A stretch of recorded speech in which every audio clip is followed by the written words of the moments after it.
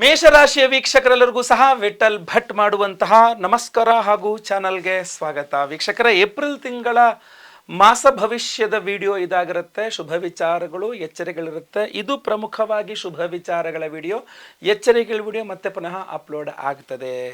ಅದರಿಂದ ಎಚ್ಚರಿಕೆಗಳು ಅಥವಾ ಬರೇ ಎಚ್ಚರಿಕೆಗಳು ನೋಡೋರು ಸಹ ಅಥವಾ ಅದರ ಅವಶ್ಯಕತೆ ಇರತಕ್ಕಂಥವ್ರಿಗೂ ಸಹ ವಿಡಿಯೋ ಅಪ್ಲೋಡ್ ಆಗ್ತದೆ, ತೊಂದರೆ ಇಲ್ಲ.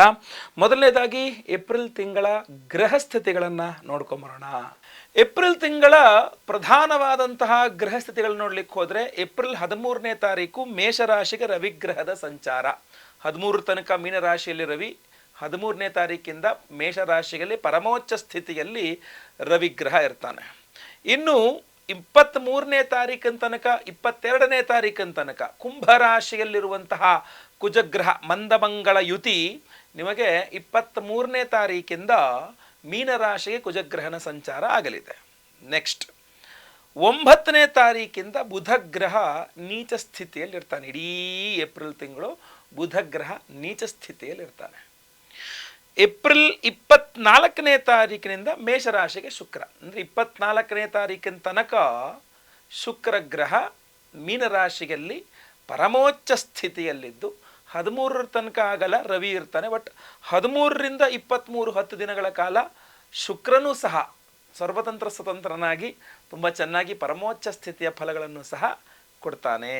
ವೀಕ್ಷಕರೇ, ಇದು ಏಪ್ರಿಲ್ ತಿಂಗಳ ಗೃಹಸ್ಥಿತಿಗಳಾಗಿದ್ದಾಗ ಶುಭ ವಿಚಾರಗಳು ಏನೇನಾಗುತ್ತೆ ಅನ್ನುವಂಥದ್ದನ್ನು ನೋಡೋಣ. ಮೊದಲನೇ ಶುಭ ವಿಚಾರ ಏಪ್ರಿಲ್ ತಿಂಗಳಿಗೋಸ್ಕರ ಮೇಷರಾಶಿಯವರಿಗೋಸ್ಕರ ಏನಪ್ಪಾ ಅಂತಂದರೆ, ಮೇಷರಾಶಿಯವರಿಗೆ ಪಂಚಮಾಧಿಪತಿಯಾದಂತಹ ರವಿಗ್ರಹ ನಿಮ್ಮ ರಾಶಿಯಲ್ಲಿಗೆ ಏಪ್ರಿಲ್ 13ನೇ ತಾರೀಕಿನಿಂದ ಇದ್ದು ಪರಮೋಚ್ಚ ಸ್ಥಿತಿಯಲ್ಲಿರ್ತಾನೆ.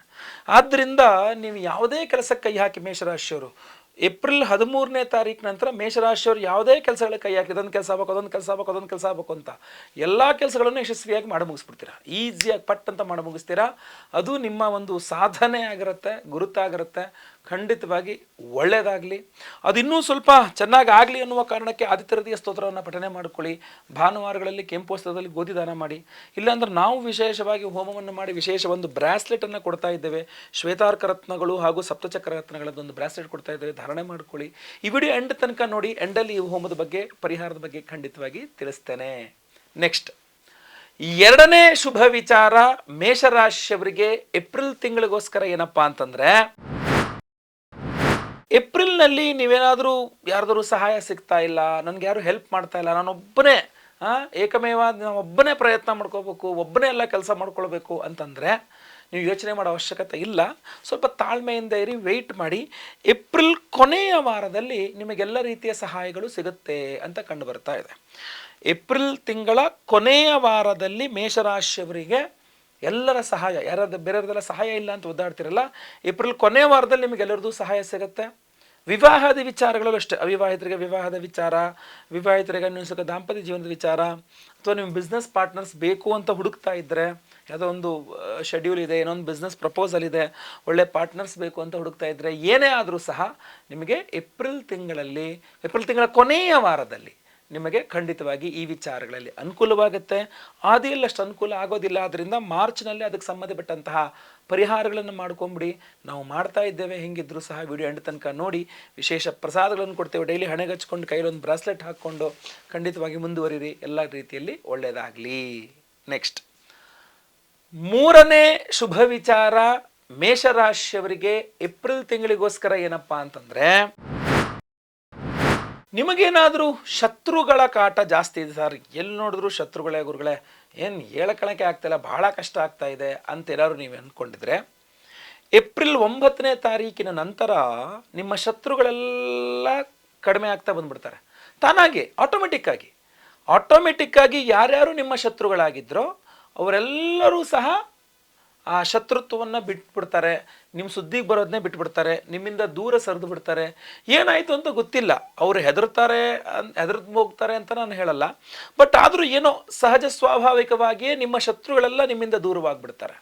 ಸಹಜ ಸ್ವಾಭಾವಿಕವಾಗಿಯೇ ನಿಮ್ಮ ಮೇಲೆ ಅವರೇನು ಕತ್ತಿ ಮಸಿದಿದ್ರಲ್ಲ ನಿಮ್ಮ ಶತ್ರುಗಳು, ಅದೆಲ್ಲ ಬಿಟ್ಬಿಡ್ತಾರೆ, ಸ್ಟಾಪ್ ಮಾಡಿಬಿಡ್ತಾರೆ. ನಿಮ್ಮ ಶತ್ರುಗಳೆಲ್ಲ ಪವರ್ಲೆಸ್ ಆಗಿಬಿಡ್ತಾರೆ. ಸಡನ್ನಾಗಿ ಯಾರ್ಯಾರು ನಿಮ್ಮ ಶತ್ರುಗಳಿದ್ರಲ್ಲ ಅವರೆಲ್ಲ ಸಡನ್ನಾಗಿ ಆಟೋಮೆಟಿಕ್ಕಾಗಿ ಪವರ್ಲೆಸ್ ಆಗಿಬಿಡ್ತಾರೆ. ಏನಕ್ಕೆ ಪವರ್ಲೆಸ್ ಆದರೂ ಗೊತ್ತಿಲ್ಲ, ನಿಮಗೂ ಸಹ ಅದೊಂದು ಪ್ರಶ್ನಾರ್ಥಕ ಚಿಹ್ನೆ ಆಗಿ ಉಳಿದು ಬಿಡಬಹುದು. ಬಟ್ ಮೇಷರಾಶಿಯವರ ಶತ್ರುಗಳೆಲ್ಲ ಏಪ್ರಿಲ್ 9ನೇ ತಾರೀಕಿನ ನಂತರ ಅವರೆಲ್ಲ ಪವರ್ಲೆಸ್ ಆಗಿ ಒಂದು ಸಲ ಅವರೆಲ್ಲ ತೆರೆಯ ಮರೆಗೆ ಹೋಗಿಬಿಡ್ತಾರೆ, ಎಲ್ಲ ಕಾಣೋದೇ ಇಲ್ಲ ನಿಮಗೆ. ನಿಮ್ಮ ದೃಷ್ಟಿ ಫುಲ್ ಕ್ಲೀನ್, ಎಲ್ಲಿ ಯಾರು ಶತ್ರುಗಳೇ ಕಾಣಲ್ಲ ನಿಮಗೆ. ಆ ಥರ ನಿಮ್ಮ ದಾರಿಯನ್ನು ಹೈವೇ ಥರ ಮಾಡಿಕೊಟ್ಬಿಡ್ತಾರೆ ನಿಮ್ಮ ಜೀವನದಲ್ಲಿ. ಖಂಡಿತ ಅನುಕೂಲ ಇದೆ. ಇದಕ್ಕೆ ಒಂದು ಸ್ವಲ್ಪ ದೇವತಾರಾಧನೆಗಳ ಸಪೋರ್ಟ್ ತುಂಬ ಚೆನ್ನಾಗಿ ಬೇಕಾಗುತ್ತೆ. ಈ ವಿಡಿಯೋ ಎಂಡಲ್ಲಿ ನಾನು ವಿಶೇಷವಾದಂಥ ಹೋಮಗಳ ಬಗ್ಗೆ ಹೇಳ್ತೇನೆ. ನೀವು ಏನು ಅಂದ್ಕೊಂಡಿರ್ತೀರೋ ಅದೇ ರೀತಿಯಲ್ಲಿ ಆಗಬೇಕು.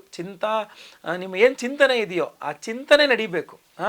ಆ ಚಿಂತಾಮಣಿ ಗಣಪತಿ ಹೋಮವನ್ನು ಮಾಡಿ ವಿಶೇಷವಾಗಿ ನಿಮಗೆ ಪ್ರಸಾದ ಸ್ವರೂಪ ಅಭಿಮಂತ್ರಣೆ ಮಾಡಿಕೊಟ್ಟು ನಿಮಗೆ ವಿಶೇಷ ಪರಿಹಾರಗಳಿದೆ. ಈ ವಿಡಿಯೋ ಎಂಡಲ್ಲಿ ನೋಡಿ, ನಿಮಗೆ ತುಂಬ ಚೆನ್ನಾಗಿದೆ. ಒಳ್ಳೆಯದಾಗಲಿ. 4ನೇ ಶುಭ ವಿಚಾರ ಮೇಷರಾಶಿಯವರಿಗೆ ಏಪ್ರಿಲ್ ತಿಂಗಳಿಗೋಸ್ಕರ ಏನಪ್ಪ ಅಂತಂದ್ರೆ,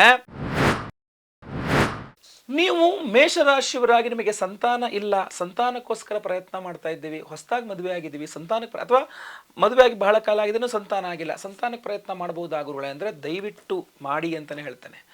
ಮೇಷರಾಶಿಯ ಸಂತಾನ ಇಲ್ಲದವರಿಗೆ ಸಂತಾನಕ್ಕೋಸ್ಕರ ಪ್ರಯತ್ನ ಮಾಡಲಿಕ್ಕೆ ಏಪ್ರಿಲ್ ತಿಂಗಳು ಅತ್ಯುತ್ತಮ. ಅದು ಏಪ್ರಿಲ್ 13ರ ನಂತರ ಖಂಡಿತವಾಗಿ ನೀವು ಮಾಡುವ ಪ್ರಯತ್ನ ಯಶಸ್ವಿ ಆಗುತ್ತೆ. ಏಪ್ರಿಲ್ 13ನೇ ತಾರೀಕು ನಂತರ ಸಂತಾನಾಪೇಕ್ಷಿತರಾಗಿ ನೀವೇನಾದರೂ ಪ್ರಯತ್ನ ಮಾಡಿದ್ರೆ ಮೇಷರಾಶಿಯವರು ಖಂಡಿತವಾಗಿ ಯಶಸ್ವಿ ಆಗುತ್ತೆ. ಅಷ್ಟೇ ಅಲ್ಲ, ಈಗ ಆಲ್ರೆಡಿ ಮಕ್ಕಳಿದ್ದಾರೆ ನಿಮಗೆ ಅಂತಾದರೆ ನಿಮ್ಮ ಮಕ್ಕಳು ಮಾಡುವ ಸಾಧನೆ, ನಿಮ್ಮ ಮಕ್ಕಳಿಗೆ ಸಿಗುವ ಯಶಸ್ಸು, ಇದೆಲ್ಲ ನಿಮಗೆ ತುಂಬ ಸಂತೋಷ ಕೊಡಿಸುತ್ತೆ, ಸಮಾಧಾನ ಆಗುತ್ತೆ. ಹಬ್ಬ, ನಮ್ಮ ಮಗಳು ಇಷ್ಟು ದೊಡ್ಡ ಸಾಧನೆ ಮಾಡಿದ್ಲು, ನನ್ನ ಮಗ ಇಷ್ಟು ಸಾಧನೆ ಮಾಡ್ದ, ಪರವಾಗಿಲ್ಲಪ್ಪ, ಐ ಆಮ್ ಸ್ಯಾಟಿಸ್ಫೈಡ್, ನಾನು ಸಂತೋಷ ಅಂದರೆ ಮಕ್ಕಳ ವಿಚಾರವಾಗಿ ಸಂತೋಷ ಆಗ್ತೀರಾ ನೀವು. ಓಕೆ, ವೆರಿ ಗುಡ್ ಅನ್ನೋ ರೀತಿಯಲ್ಲಿ ಆಗುತ್ತೆ. ನೆಮ್ಮದಿ ಸಿಗುತ್ತೆ, ಮಕ್ಕಳ ವಿಚಾರವಾಗಿ ನೆಮ್ಮದಿ ಸಿಗುತ್ತೆ. ಫಸ್ಟ್ ಆಫ್ ಆಲ್ ಆಯ್ತಲ್ವಾ, ಅದು ಖಂಡಿತವಾಗಿದೆ ಏಪ್ರಿಲ್ 13ರ ನಂತರ. ಅದೆಲ್ಲ ಇನ್ನೂ ಅನುಕೂಲ ಚೆನ್ನಾಗಿ ಆಗಬೇಕು, ನಾನು ಹೇಳ್ದಂಗೆ ಆಗಬೇಕು ಅನ್ನುವ ಕಾರಣಕ್ಕೋಸ್ಕರವಾಗಿ ದೇವತಾರಾಧನೆ ಮಾಡೋದು. ನೀವು ಆದಿತ್ಯ ಹೃದಯ ಸ್ತೋತ್ರವನ್ನು ಪಠನೆ ಮಾಡಿ, ಕೆಂಪು ವಸ್ತ್ರದಲ್ಲಿ ಗೋಧಿ ದಾನ ಮಾಡಿ, ಖಂಡಿತವಾಗಿ ಅನುಕೂಲ ಆಗಲಿ ನಿಮಗೆ ಇನ್ನೂ ಸಹ. ಒಳ್ಳೆಯದಾಗಲಿ. ನೆಕ್ಸ್ಟ್ 5ನೇ ಶುಭ ವಿಚಾರ ಮೇಷರಾಶಿಯವರಿಗೆ ಏಪ್ರಿಲ್ ತಿಂಗಳಿಗೋಸ್ಕರ ಏನಪ್ಪ ಅಂತಂದ್ರೆ, ಸರ್ಕಾರದಿಂದ ಏನಾದರೂ ನಿಮಗೆ ಕೆಲಸ ಕಾರ್ಯಗಳಾಗಬೇಕು ಅಂತಾದರೆ, ಯಾವುದೋ GST ರಿಟರ್ನ್ಸ್ ಬರಬೇಕು, ಅಥವಾ ಯಾವುದೊಂದಿಷ್ಟು ಸರ್ಕಾರದ ಕೆಲಸಗಳು ಟೆಂಡರ್ ತಗೊಂಡು ಮಾಡಿದಿರಾ, ಪೇಮೆಂಟ್ಗಳಾಗಿಲ್ಲ, ಅಥವಾ ನೀವು ಸರ್ಕಾರದಿಂದ ನಿಮ್ಗೆ ಯಾವುದೋ ಒಂದಿಷ್ಟು ಸರ್ಕಾರದಲ್ಲಿ ನಿಮ್ಗೆ ಏನೊಂದಿಷ್ಟು ಕೆಲಸಗಳಾಗಬೇಕು, ನಿಮ್ಗೆ ಯಾವುದೊಂದಿಷ್ಟು ಪೇಪರ್ ವರ್ಕ್, ಗೌರ್ಮೆಂಟ್ ಪೇಪರ್ ವರ್ಕ್ಗಳಾಗಬೇಕು, ನಿಮಗೆ ಪರ್ಮಿಷನ್ಗಳು ಸಿಗಬೇಕು, ಪರ್ಮಿಷನ್ ಲೆಟರ್ಗಳು ಸಿಗಬೇಕು, ಓಡಾಡ್ತಾ ಇದ್ದೀರಾ, ಇದೆಲ್ಲವೂ ಸಹ ತುಂಬ ಚೆನ್ನಾಗಾಗುತ್ತೆ. ಸರ್ಕಾರದಲ್ಲಿ ಯಾವ್ದಾದ್ರು ಒಂದು ಹುದ್ದೆ ಬೇಕು, ಒಂದು ಪ್ರಮೋಷನ್ ಬೇಕು, ಸರ್ಕಾರಿ ಉದ್ಯೋಗಿ ನೀವು, ಪ್ರತಿಯೊಂದು ಸಹ ಒಂದು ನಿಧಾನವಾಗಿ ಸರ್ಕಾರದ ವಿಚಾರಗಳಲ್ಲಿ ಅನುಕೂಲ ಖಂಡಿತವಾಗಿ ಆಗುತ್ತೆ. ಆ ಟೈಮಲ್ಲಿ ಯಾರೊಬ್ಬರು ಬರ್ತಾರೆ, ಅವ್ರು ಕೂಡ ನಿಮಗೆ ಚೆನ್ನಾಗಿ ಕೆಲಸಗಳು ಮಾಡಿಕೊಡೋಕ್ಕೆ ಅನುಕೂಲ ಮಾಡಿಕೊಡ್ತಾರೆ ಸರ್ಕಾರದ ವತಿಯಿಂದ ಅಂತ ಕಂಡು ಬರ್ತಾ ಇದೆ. ಒಳ್ಳೆಯದಾಗಲಿ. ಒಟ್ಟಿನಲ್ಲಿ ಖಂಡಿತವಾಗಿ ಮೇಷರಾಶಿಯರು ಇದಷ್ಟು ತುಂಬ ಚೆನ್ನಾಗಿದೆ. ಎಚ್ಚರಿಕೆಗಳು ಸಹ ಇದೆ. ಈಗ ಎಚ್ಚರಿಕೆ ವಿಡಿಯೋ ಡಿಸ್ಕ್ರಿಪ್ಷನಲ್ಲಿ ಹಾಕಿರ್ತೀನಿ, ದಯವಿಟ್ಟು ನೋಡಿ. ಯಾಕೆಂದರೆ ಒಳ್ಳೇದು ಆಗಬೇಕು, ಕೆಟ್ಟದಾಗಬಾರ್ದು ಅಂದಾಗ ದೇವತಾರಾಧನೆ ಮಾಡಬೇಕು, ಪರಿಹಾರಗಳು ಮಾಡ್ಕೋಬೇಕು. ವಿಶೇಷವಾದ ಪರಿಹಾರ ಏನಪ್ಪ ಅಂತಂದರೆ, ವೀಕ್ಷಕರೇ, ಮಾರ್ಚ್ 25ನೇ ತಾರೀಕು ಹೋಳಿ ಹುಣ್ಣಿಮೆ. ಅವತ್ತು ಎಲ್ಲ ಬಣ್ಣಗಳನ್ನು ಎರಚಿಕೊಂಡು ಹೋಳಿ ಆಟ ಆಡ್ತಿರಲ್ಲ, ಅವತ್ತಿನ ದಿವಸ ಹುಣ್ಣಿಮೆ ಪರ್ವಕಾಲ. ಅವತ್ತಿನ ದಿವಸ ನಮ್ಮ ಯಾಗಶಾಲೆಯಲ್ಲಿ ನಿಮ್ಮೆಲ್ಲರ ಕಷ್ಟಗಳ ಪರಿಹಾರಾರ್ಥವಾಗಿಯೇ ವಿಶೇಷವಾದಂತಹ ದೇವತಾರಾಧನೆಗಳನ್ನು ಮಾಡ್ತಾ ಇದ್ದೇವೆ. ಯಾಕೆ ಅಂತಂದರೆ, ಆರೋಗ್ಯ ಬಾಧೆ ಇರಲಿ ಅಥವಾ ಬೇರೆ ಯಾವುದೇ ಬಾಧೆ ಇರಲಿ, ಆರ್ಥಿಕ ಕಷ್ಟ ಇರಲಿ, ಏನೇ ಇರಲಿ, ಅದು ಪರಿಹಾರವಾಗಬೇಕು ಅನ್ನುವಂಥದ್ದು ಉದ್ದೇಶ. ಅದರಲ್ಲಿ ಮೊಟ್ಟ ಮೊದಲನೇದಾಗಿ ಸಪ್ತಚಕ್ರಿ ಚಿಂತಾಮಣಿ ಮಹಾಗಣಪತಿ ಹೋಮವನ್ನು ಮಾಡ್ತಾ ಇದ್ದೇವೆ. ಈ ಚಿಂತಾಮಣಿ ಮಹಾಗಣಪತಿ ಹೋಮ ನಮ್ಮ ಯಾಗಶಾಲೆಯಲ್ಲಿ ಪ್ರಪ್ರಥಮವಾಗಿ, ಚಿಂತಾಮಣಿ ಅಂದರೆ ಏನು ಗೊತ್ತಾ, ನೀವು ಏನನ್ನು ಚಿಂತಿಸ್ತೀರೋ ಅದನ್ನು ಕೊಡ್ತಕ್ಕಂಥದ್ದು, ನೀವು ಅಂದ್ಕೊಂಡಿದ್ದು ಆಗ್ಬೇಕು ಕೆಲಸ ಅನ್ನೋ ಥರ. ಈಗ ನಮ್ಮ ಎಕ್ಸಾಮ್ಸ್ ಬಂತು, ವಿದ್ಯಾರ್ಥಿಗಳು ನಿಮ್ಮ ಮಕ್ಕಳಿಗೆ ಒಳ್ಳೆಯ ರೀತಿಯಲ್ಲಿ ಎಕ್ಸಾಮ್ಸ್ ಚೆನ್ನಾಗಿ ಬರಿಬೇಕು ಅಂತ ಅಂದ್ಕೊಳ್ತೀರಾ, ಚಿಂತಾಮಣಿ ಗಣಪತಿ ಅನುಗ್ರಹ ಇದ್ದರೆ ಅವ್ರು ಚೆನ್ನಾಗಿ ಬರೀಲಿಕ್ಕೆ ಅನುಕೂಲವಾಗುತ್ತೆ. ಆರ್ಥಿಕವಾಗಿ ಏನೋ ಬಾಧೆ ಇದೆ, ಆ ಬಾಧೆ ಪರಿಹಾರವಾಗಬೇಕು, ಉದ್ಯೋಗ ಇಲ್ಲ, ಉದ್ಯೋಗ ಸಿಗಬೇಕು, ಪ್ರಮೋಷನ್ ಸಿಗಬೇಕು, ಟ್ರಾನ್ಸ್ಫರ್ಸ್, ಚಿಂತೆಗಳು, ತುಂಬ ಆಸೆಗಳಿರುತ್ತಲ್ಲ, ಆ ಮನುಷ್ಯನ ಆಸೆ ಆಕಾಂಕ್ಷೆಗಳನ್ನು ನೆರವೇರಿಸುವಂತಹ ಮಹಾಗಣಪತಿಗೆ ಮಂತ್ರವನ್ನು ಚಿಂತಾಮಣಿ ಗಣಪತಿ ಮಂತ್ರ ಅಂತ ಕರಿತೇವೆ. ಆ ಮಂತ್ರದಿಂದ ಹೋಮವನ್ನು ಮಾಡ್ತಾ ಇದ್ದೇವೆ. ಹೋಳಿ ಹುಣ್ಣಿಮೆ ಮಾರ್ಚ್ 25ನೇ ತಾರೀಕು. ಅದರಲ್ಲಿ ವಿಶೇಷವಾಗಿ ನಾವು ಅಭಿಮಂತ್ರಣೆ ಮಾಡ್ತಾ ಇರತಕ್ಕಂಥದ್ದು ಈ ಸಪ್ತಚಕ್ರಿ ಒಂದು ವಿಶೇಷವಾದಂಥ ಬ್ರಾಸ್ಲೆಟ್. ನಮ್ಮ ಶರೀರದಲ್ಲೇನು ಸಪ್ತಚಕ್ರಗಳಿರುತ್ತೆ, ಆ ಸಪ್ತಚಕ್ರಗಳನ್ನು ಎನರ್ಜೈಸ್ ಮಾಡ್ತಕ್ಕಂತಹ ಒಂದು ವಿಶೇಷವಾದಂತಹ ಒಂದು 7 ವಿಧದ ರತ್ನಗಳನ್ನು ಇದರಲ್ಲಿ ಹಾಕಿದ್ದಾನೆ. ನಮ್ಮ ಶರೀರದಲ್ಲಿರ್ತಕ್ಕಂತಹ ಮೂಲಾಧಾರ, ಸ್ವಾಧಿಷ್ಠಾನ, ಮಣಿಪುರ, ಅನಾಹತ, ವಿಶುದ್ಧ, ಆಜ್ಞಾ ಹಾಗೂ ಸಹಸ್ರಾರ, ಹೀಗೆ 7 ಚಕ್ರಗಳಿರುತ್ತೆ. ಈ 7 ಚಕ್ರಗಳು ನೀವೇನು ಚಿತ್ರದಲ್ಲಿ ನೋಡ್ತಾ ಇದ್ದೀರಾ, ಮೂಲಾಧಾರ ಚಕ್ರ, ನಂತರದ್ದು ಸ್ವಾಧಿಷ್ಠಾನ ಚಕ್ರ, ನಂತರದ್ದು ಮಣಿಪುರ ಚಕ್ರ, ನಂತರದ್ದು ಅನಾಹತ ಚಕ್ರ, ನಂತರದ್ದು ವಿಶುದ್ಧ ಚಕ್ರ, ನಂತರದ್ದು ಆಜ್ಞಾ ಚಕ್ರ, ಕೊನೆಯದಾಗಿ ಸಹಸ್ರಾರ ಚಕ್ರ. ಈ ವಿಶೇಷವಾಗಿ ಈ ಏನು 7 ಚಕ್ರಗಳನ್ನು ನೀವೀಗ ನೋಡಿದ್ದೀರಾ, ಅದು ಮನುಷ್ಯನ ಶರೀರದಲ್ಲಿರ್ತಕ್ಕಂತಹ ಚಕ್ರಗಳು. ಅದನ್ನು ಕೆಲವಿಷ್ಟು ಬ್ಲಾಕ್ ಆಗಿರುತ್ತೆ, ಅದನ್ನು ಓಪನ್ ಮಾಡ್ಕೊಳ್ಬೇಕಾದ್ರೆ ಅದನ್ನು ಸರಿ ಮಾಡಬೇಕಾಗಿರ್ತದೆ.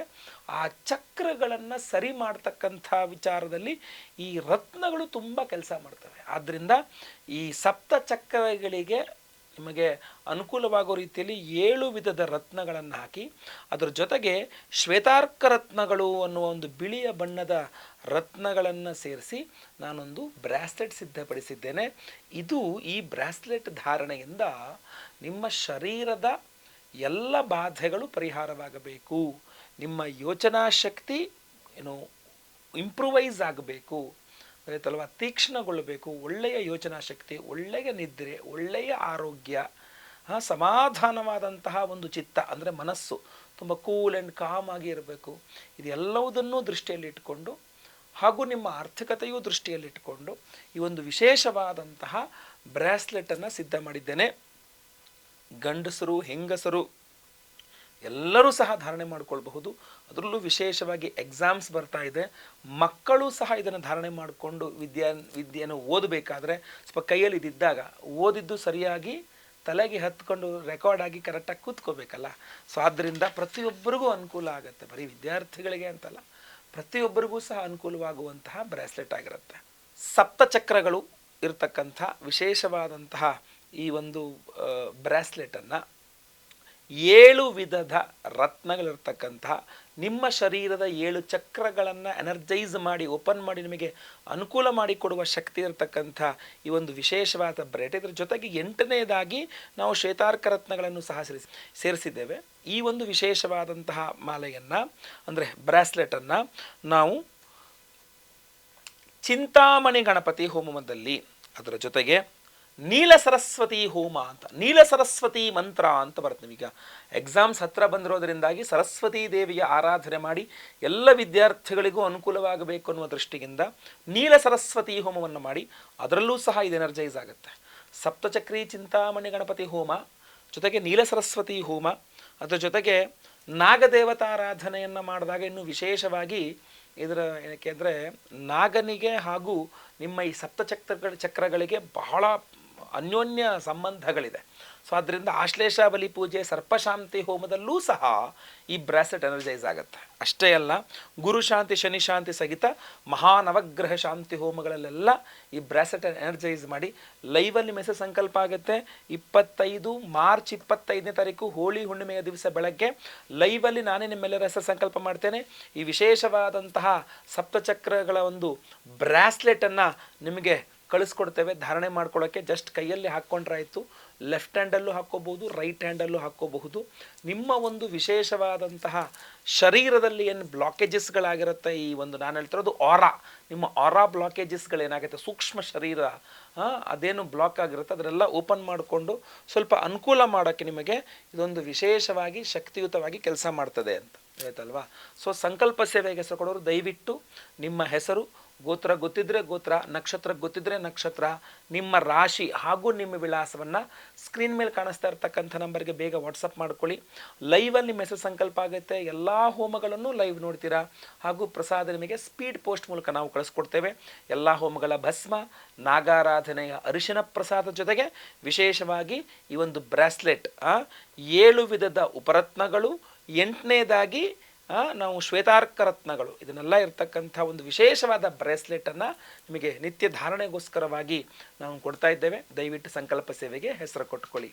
ಒಳ್ಳೆಯದಾಗಲಿ. ವಿಡಿಯೋ ಇಷ್ಟ ಆದರೆ ದಯವಿಟ್ಟು ಲೈಕ್ ಮಾಡಲಿಕ್ಕೆ ಮರಿಬೇಡಿ. ವಾಟ್ಸಪ್, ಫೇಸ್ಬುಕ್, ಮೆಸೆಂಜರ್ ಎಲ್ಲ ಕಡೆ ಸಾಮಾಜಿಕ ಜಾಲತಾಣಗಳಲ್ಲಿ ಈ ವಿಡಿಯೋನ ಶೇರ್ ಮಾಡಲಿಕ್ಕೆ ಮರಿಬೇಡಿ. ಇನ್ನು ಸಬ್ಸ್ಕ್ರೈಬ್ ಮಾಡ್ಕೊಳ್ಳಿಲ್ಲ ಅಂದರೆ ಕೆಳ ಸಬ್ಸ್ಕ್ರೈಬ್ ಅಂತ ಬರುತ್ತೆ, ಸಬ್ಸ್ಕ್ರೈಬ್ ಮಾಡ್ಕೊಳ್ಳಿ.